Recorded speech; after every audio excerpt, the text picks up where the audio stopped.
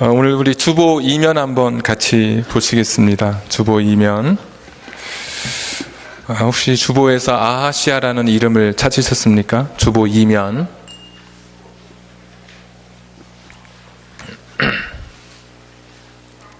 찾으셨어요? 북쪽의 몇 번째 왕입니까? 네, 8번째. 네, 그렇습니다. 왕조로는 4번째 왕조의 8번째 왕 아하시아, 기간은 2년입니다. 그런데 남쪽에도 6번째 보시면 아하시아라는 이름이 있습니다.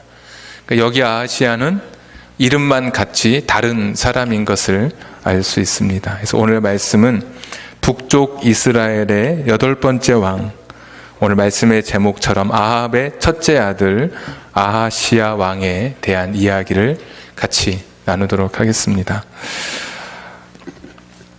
오늘 아하시아 이야기는 3번의 추락 이야기가 오늘 성경에 기록되어 있습니다. 자, 첫 번째 추락 1절에 보니까 아합이 죽은 후에, 그러니까 아버지가 죽은 후에 모압이 이스라엘을 배반하였더라. 자, 3장 4절 한번 찾겠습니다. 3장 4절.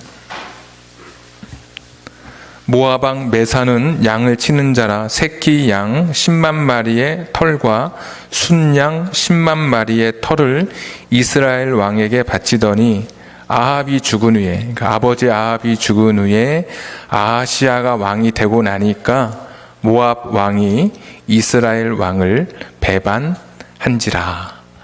그러니까 왕이 바뀌고 나니까 아하시아를 깔보기 시작한 거죠. 힘이 없다고 생각하고 아하시아에게 바치던 20만 마리의 양털을 바치지 않기로 이제는 독립을 선언하고 맙니다. 왕이 되자마자 그러면 기분 나쁘죠? 자기의 권력, 자기의 위신이 추락하고 있습니다. 추락된 사건이 1절에. 자, 두 번째 추락이 있습니다. 2절에 보시면 아하시아가 사마리아에 있는 그의 다락 난간에서 떨어졌다. 1장 2절. 2층 높이에서 떨어졌습니다. 정말 추락한 겁니다. 여기도 추락을 했는데 병들었다. 근데 우리말 성경에 보시면 병들었다고 하는 이 단어가 중상을 입었다. 그러니까 목으로 떨어졌는지 허리로 떨어졌는지 굉장한 아주 큰 중상을 입은 두 번째 추락 이야기가 또 2절에 기록되어 있고요. 세 번째 추락 이야기도 2절에 있습니다. 보시면 병들매 사자를 보내며, 이 사자는 나이언이 아니라 메신저, 사신을 말하는 겁니다. 그들에게 이르되 가서 에그론의 신 바할 세붑에게 이 병이 낫겠나 물어보라 하리라. 그러니까 아무리 해도 낫질 않으니까, 너무 병이 위중하니까 이 왕이 신하들을 시켜서 블레셋 땅에 있는 에그론에 가서 거기에 있는 신 바할 세붑에게 내가 죽겠는지 낫겠는지 물어봐라. 바할 세붑, 정확히는 모르지만 이름 자체가 벌써 약간 우상 같지 않습니까?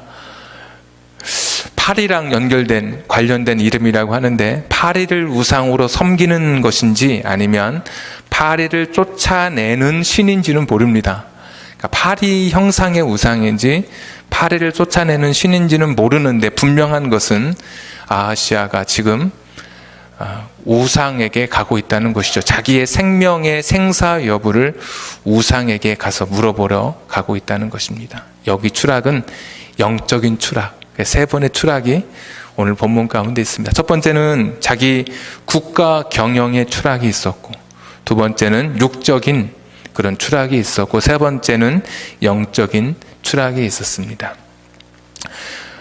병들 수도 있고, 사고가 날 수도 있고, 집안일이 잘 안 될 수도 있죠. 내가 회사를 경영하는데 잘 안 될 수도 있죠. 그런데 그때 내가 어떻게 하는가, 그때 내가 누구를 찾아가고 내가 어떤 방법을 택하는가, 이것이 그 사람의 신앙의 수준이죠. 근데 오늘 아하시아는 형편없는 그런 모습을 보여줍니다. 영적인 추락, 우리가 가지고 있는 내 몸에 암이 생겼다든지 절대로 치유할 수 없는 불치의 병을 앓고 있는 것보다, 우리 가정, 내가 하고 있는 사업이 아까 추락하는 것처럼 큰 손실을 입고 큰 피해를 입은 이런 추락보다 더 큰 추락이, 하나님이 더 심각하게 여기는 추락이 바로 이 영적인 추락. 그때 내가 어떻게 이 문제를 해결해 가는 것인지, 오늘 하나님도 이렇게 말씀하십니다. 3절에 여호와의 사자가 디셉 사람 엘리야에게 이르되 너는 일어나 올라가서 사마리아 왕의 사자를 만나 그에게 이르기를 이스라엘에 하나님이 없어서 너희가 에그론의 신 바알세붑에게 물으러 가느냐. 이 영적인 추락 앞에 하나님께서 오늘 한탄하시며 참 딱하다. 하나님이 없어서 파리 형상 또는 파리를 쫓아내는 우상에게 너의 생사 여부를 물으러 가느냐. 이렇게 하나님이 말씀하시죠. 우리 5절 한번 보겠습니다. 5절 다 같이 한번 읽겠습니다. 시작. 사자들이 왕에게 돌아오니 왕이 그들에게 이르되 너희는 어찌하여 돌아왔느냐 하니. 오늘 5절부터는 다른 이야기가 펼쳐집니다. 1절부터 4절까지는 아하시아의 영적인 추락까지 그런 이야기를 오늘 우리들에게 전해주고 있죠. 그러니까 아하시아는 굉장히 잘못된 선택을 한 그런 사람이죠. 사업이 안 되고 육신의 질병이 찾아와도 내가 가는 길은 바른 길을 걸어가야 되는데 오늘 아하시아는 정말 잘못된 길, 영적 추락의 길을 걸어가고 있는 것에 대해서 하나님께서도 그 길은 잘못된 길이다 이렇게 말씀해 주셨습니다. 그래서 1절부터 4절까지는 메시지가 분명합니다. 어떤 추락에도 불구하고 영적 추락, 하나님을 떠난 인생, 하나님 없는 삶의 방법은 잘못된 것이다. 분명하게 말씀해 주고 있습니다. 근데 문제는 5절부터입니다. 우리가 읽었던 말씀부터 이 뒤 1장 전체의 이야기를 오늘 좀 더 나눠야 합니다. 이것이 사실은 좀 부담이 있습니다. 여러분들이 이제 1장을 읽고 왔으면 이 긴 이야기를 제가 좀 요약하는 것이 쉬울 것이고 여러분도 좀 더 쉽게 받아들일 수 있을 텐데 과연 이것이 잘 될까? 전달이 짧은 시간에 여러분에게 이 요점이 잘 이게 전달이 될까라는 그런 마음의 부담이 사실 상당히 있습니다. 그래서 1절부터 4절까지 말씀만 좀 더 이렇게 살을 붙여서 전할까라는 생각에 그런 유혹도 있었지만 뒷이야기가 없으면 앞의 이야기가 너무 굉장히 빈약해지는 것을 느꼈기 때문에 뒷이야기를 좀 더 하려고 합니다. 에그론으로 보냈던 사자들이 그냥 왔습니다. 왕에게. 아니 보냈으면 갔다 와야 되는데 왜 왔느냐 그랬더니 가다가 누구를 만났다는 겁니다. 그랬더니 그 내용이 6절인데 하나님이 없어서 이스라엘에 에그론으로 가느냐, 세상에 그런 일이 어디 있느냐, 니네 왕은 죽는다 이렇게 말했다는 거예요. 왕이 막 조사를 해보니까 그게 누구냐, 8절 뒤에 보면 그 사람 어떻게 생겼느냐 보니까 막 털이 많은 사람 막 이렇게 이야기합니다. 막 전현무 뭐 이렇게 이야기한 거겠죠. 근데 잘 보면 관주 성경에 보면 8절에 보시면 털옷 입은 이런 사람이라는 것이죠. 빨리빨리 눈으로 보십시오. 다 하나하나 찾기는 게 흐름이 끊기니까. 엘리야, 그럼 엘리야를 잡아라. 그래서 9절에 보시면 50명의 체포대를 보내는 겁니다. 엘리야를 잡으러. 10절에 보시면 50명의 체포대와 체포대장이 하늘에서 내려온 불에 의해서 불살라서 죽습니다. 또 11절에 왕이 다시 다른 50부장, 또 50명의 체포대를 또 보냅니다. 12절에 또 죽습니다. 자, 13절에 왕이 세 번째 50부장, 50명의 체포대와 체포대장을 보냈는데 이번에는 안 죽습니다. 오늘 그런 이야기입니다. 근데 오늘 이야기가 참 해석하기가 어렵죠. 102명의 생명이 하늘에서 내려온 불에 의해서 죽었습니다. 사실 끔찍한 죽음이죠. 하나님이 살인하기를 즐겨하시는 분이 아니신데 100명의 생명이 하루아침에 죽었습니다. 자, 이 부분을 어떻게 우리가 이 말씀을 해석해 갈 것인지, 이것이 오늘 1장 전체 우리에게 주시는 메시지입니다. 말씀을 잘 이렇게 여러 번 읽어보면 두 가지 구조로 되어 있습니다. 이 어려운 해석 필요한 이 본문이 어떻게 되어 있냐면, 왕의 명령을 따를 것인지 또 하나 하나님의 명령을 따를 것인지 둘 중에 하나를 선택하라. 이런 구조로, 이런 구조적 장치가 반복되는 단어, 대비되는 단어를 통해서 5절부터 사실 선명하게 나타나 있습니다. 좀 대략적으로 살펴보자면 한번 우리 9절 한번 보겠습니다. 이에 50부장과 그의 군사 50명을 엘리야에게로 보내매 그가 엘리야에게로 올라가 본즉 산 꼭대기에 앉아 있는지라. 그가 엘리야에게 이르되 50명의 체포대와 체포대장이 말하는 거죠. 하나님의 사람이여 왕의 말씀이 내려오라 하셨나이다. 사실 아무런 문제가 없어 보여요. 그런데 좀 더 그 당시의 상황을 상상력을 동원해서 말하자면 엘리야를 향해서 하나님의 사람이여, 당신은 하나님의 말씀을 따르는 사람이죠. 당신은 하나님의 뜻대로 살아가는 사람이죠. 그런데 지금은 왕의 명령을 따르십시오. 왕의 말을 따르십시오. 하나님을 따르지 말고 지금 이 순간은 왕의 명령 아래, 왕의 권세 아래 굴복하십시오. 이런 이야기입니다. 내려오라, 영어 성경에 보면 come down, 굉장히 위협적으로 50명을 보낸 것은 땅의 권세를 가진 이 왕이 자신의 권세를 이용해서 엘리야로 하여금 왕의 명령을 듣도록 하는 그런 것을 보게 됩니다. 자, 11절에도 왕이 다시 다른 50부장과 그의 군사 50명을 엘리야에게로 보내니 그가 엘리야에게 말하여 이르되 하나님의 사람이여 왕의 말씀이 속히 내려오라 하셨네. 똑같은 이야기죠.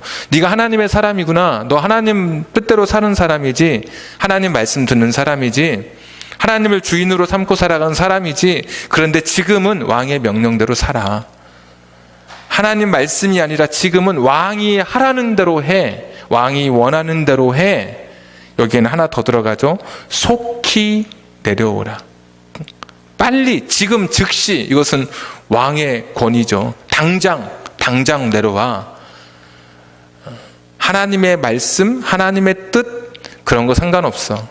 왕이 명령하는데 이 세상의 권세자가 이야기하면 들어야지. 이게 두 번째 이야기입니다. 하늘에서 불이 내려와서 첫 번째, 두 번째 사람을 다 불살랐습니다. 하늘의 권세가 땅의 권세를 누르는, 압도하는 그런 현장이죠. 땅은 결코 하늘을 맞설 수 없다는 것. 땅의 권세는 하늘의 권세 아래 언제든지 굴복할 수밖에 없다는 그 그림을 보여줍니다. 조금 더 확실한 것은 세 번째 이야기에서 좀 더 확실해집니다. 자, 13절. 왕이 세 번째 50부장과 그의 군사 50명을 보낸지라. 셋째 50부장이 올라가서 엘리야 앞에 이르러 그의 무릎을 꿇어 엎드려 간구하여 이르되. 이 사람은 좀 달라요. 무릎을 꿇어서 엎드려요. 이것은 예배, 순종, 이런 표시입니다. 이르되 하나님의 사람이, 여기까지는 똑같아요. 근데 자, 원하건대 왕의 명령을 전달하지 않죠. 왕이 당신 오라고 했다 이런 말하지 않고 나의 생명과 당신의 종인 이 50명의 생명을 당신은 기휘 보소서. 14절. 불이 하늘에서 내려온 것. 내가 하늘의 권세, 하늘의 능력을 알고 있습니다. 땅의 권세보다 더 큰 하늘의 권세를 우리가 이미 2차례 보았습니다. 우리의 생명을 불쌍히 여겨 주시옵소서. 이렇게 엘리야에게 지금 이야기하고 있는 것을 보게 됩니다. 자, 하나님의 명령, 하나님의 말씀과 상관없이 첫 번째, 두 번째 체포되는 무조건 왕의 명령, 그것을 따르라고, 왕의 명령이 우선이라고, 왕의 영향력 아래 살아가라고 이야기했는데, 오늘 이 세 번째 이 체포대의 이 체포대장은 약간 다른 거예요.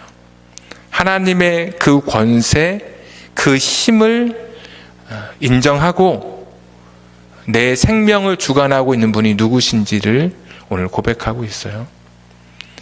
그러니까 왕보다 더 큰 권세를 갖고 계신 분이 하나님이심을 오늘 고백 속에 그게 녹아져 있는 거예요. 자, 15절 보십시오. 여호와의 사자가 엘리야에게 이르되 너는 그를 두려워하지 말고 함께 내려가라. 하나님이 말씀하시죠. 엘리야가 곧 일어나 그와 함께 세 번째 체포대장과 함께 내려와 왕에게 이르러. 이거 좀 더 분명해지는 거예요. 엘리야는 어떤 사람이었느냐? 왕의 명령, 세상의 권세 아래 굴복하는 사람이 아니라 하나님 말씀, 하나님의 명령, 하나님의 영향력 아래 살아가던 사람이었어요. 하나님이 너 내려가, 그 말씀 앞에 즉시로 내려갑니다. 첫 번째, 두 번째 체포대장이 내려오라고 할 때 했던 단어와 하나님이 내려가라고 하는 단어가 다른 단어가 아니라 똑같은, 야라드라고 하는 똑같은 단어예요. 그러니까 내려와.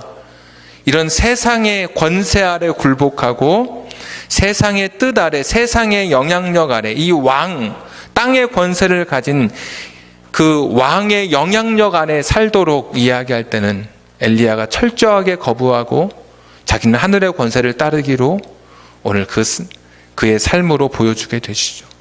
그리고 세 번째, 오늘 비로소 하나님이 말씀하실 때는 하나님 말씀, 그 뜻에 하나님의 그 영향력, 하나님의 권세 아래 순종하고 있는 모습을 오늘 보여주고 있습니다.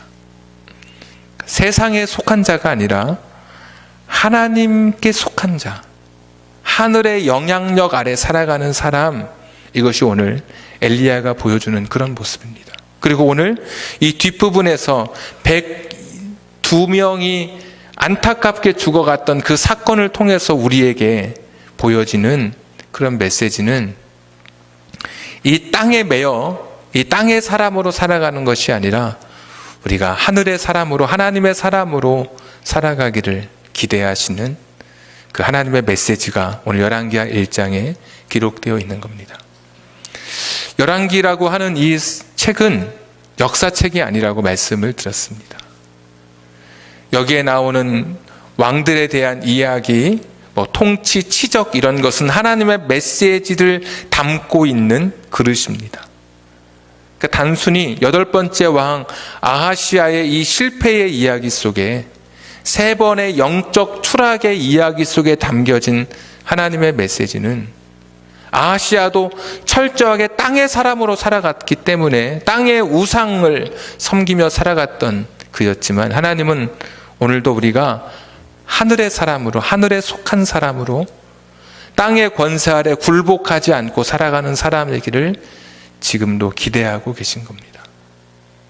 많은 사람들이 이 땅에서 살아갑니다. 그러니까 세상 속에 살아가는 것이죠. 근데 예수님께서 이렇게 기도하셨습니다. 요한복음 17장 15절에 보시면 대제사장의 기도를 통해서 하나님, 내가 이 사람들을 데려가려고 하는 것이 아니라 이 세상 한복판에서 진리로 저들을 거룩하게 하옵소서. 그러니까 세상 속에 살면서 세상에 때묻지 않고 살기를, 세상에 속한 자로 살지 않기를, 그러니까 세상에 살면서도 내가 세상에 속한 자로 살지 않기를 하나님은 지금도 기대하고 계십니다. 세상은 우리에게 세상 사람들처럼 살아가라고 오늘도 이야기하죠. 뇌물을 받으라고 이야기하고 부정직한 방법으로 너의 성공을 이루라고 말합니다.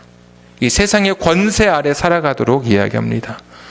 거짓으로 위기를 모면하라고 이야기하고 욕심을 마음껏 품고 탐욕을 채우며 살아가라고 이야기합니다.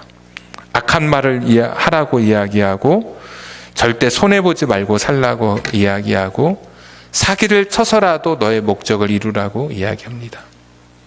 이런 것들은 세상 속에 있는 게 아니라 우리가 세상에 속한 사람의 모습인 것이죠.